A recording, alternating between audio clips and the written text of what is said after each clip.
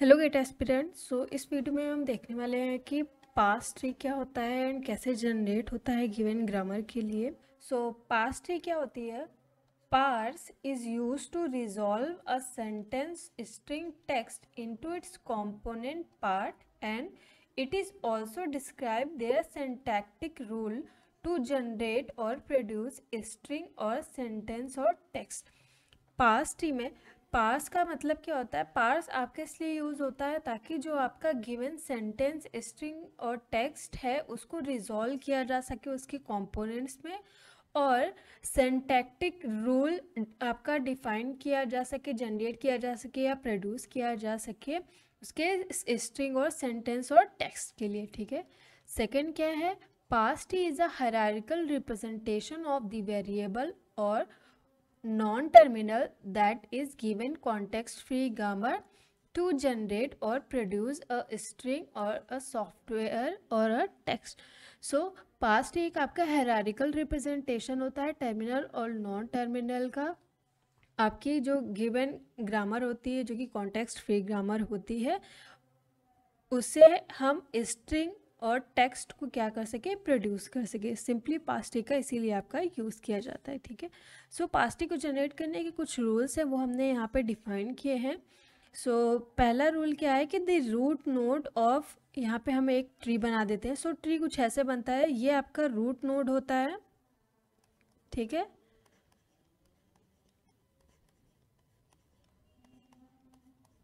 ठीक है, आपने ये पढ़ा भी होगा, डेटा स्ट्रक्चर में हम ये पढ़ते हैं। ठीक है। सो ये आपकी मिडिल नोड होती है। ठीक है। एंड ये आपकी क्या होती है? ये सारी आपकी लीफ नोड होती है। जो नीचे वाली होती है लीफ, बीच में जो होती है वो मिडिल नोड, ऊपर वाली रूट नोड। ठीक है। So the root node of the past tree will be always string symbol of the given grammar। ठीक है, starting symbol of the given grammar। तो ये वाली जो रूट नोड है ये ऑलवेज क्या होगी? आपकी स्टार्टिंग सिंबल होगी हमेशा किसी भी पास्ट ट्री के लिए। ठीक है। सेकंड क्या है? Leaf node of the past tree will always be terminal. जो ये लीफ नोड है ये आपका क्या होगा? हमेशा टर्मिनल होगा। ठीक है। Internal node should be variable और नॉन टर्मिनल। ठीक है। सो जो मिडिल नोड है ये आपकी ऑलवेज क्या होगी? वेरिएबल होगी या फिर आपकी नॉन टर्मिनल होगी। The in order traversal of the past will give you always original sentence और स्ट्रिंग। ठीक है। जो इन ऑर्डर ट्रेवल्सर होता है आपका पास्ट ट्री का, वो हमेशा आपको क्या देता है? ओरिजिनल सेंटेंस और स्ट्रिंग देता है। ठीक है। यहाँ पे हमने एक एग्जांपल लिया है कि पास्ट ट्री कैसे जनरेट करते हैं। सो देखते हैं। Construct the past tree for the string देस। हमें इसके लिए पास्ट ट्री जनरेट करना है एंड ये आपकी गिवन ग्रामर दी हुई है। ठीक है, जो कि आपकी कॉन्टेक्स्ट फ्री ग्रामर है। ठीक है। सो देखिए, जैसे हमने बोला कि रूट नोड आपकी क्या होगी? Always start symbol. तो स्टार्ट सिंबल आपका एस है तो ये आपका एस हो जाएगा ऐसे।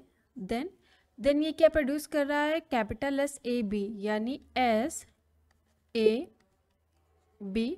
जैसे कि उसने बोला था कि मिडिल नोड आपका वेरिएबल या नॉन टर्मिनल होगा। ठीक है।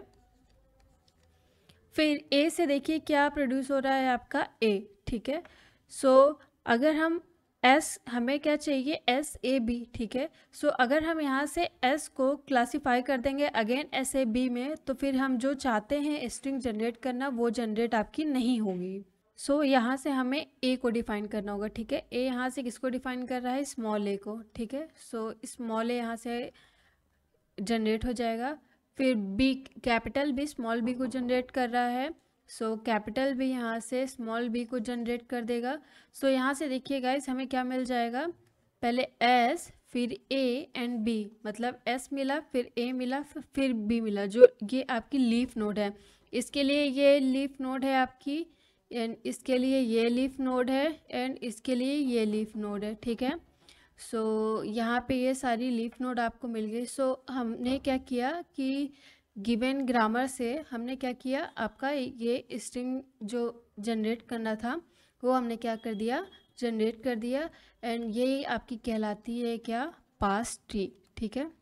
सो इस तरीके से हमें पास्ट ट्री जनरेट करना होता है गिवन ग्रामर के लिए। आपको स्ट्रिंग दिया होगा, ज़रूरी नहीं कि हर बार आपको स्ट्रिंग दिया हो, आपको हिट ट्राई मेथड करके ऑलवेज पास्ट रिकॉर्ड जनरेट करना होता है, ठीक है। सो आई होप गाइज आपको ये सारी चीज़ें समझ में आ गई है।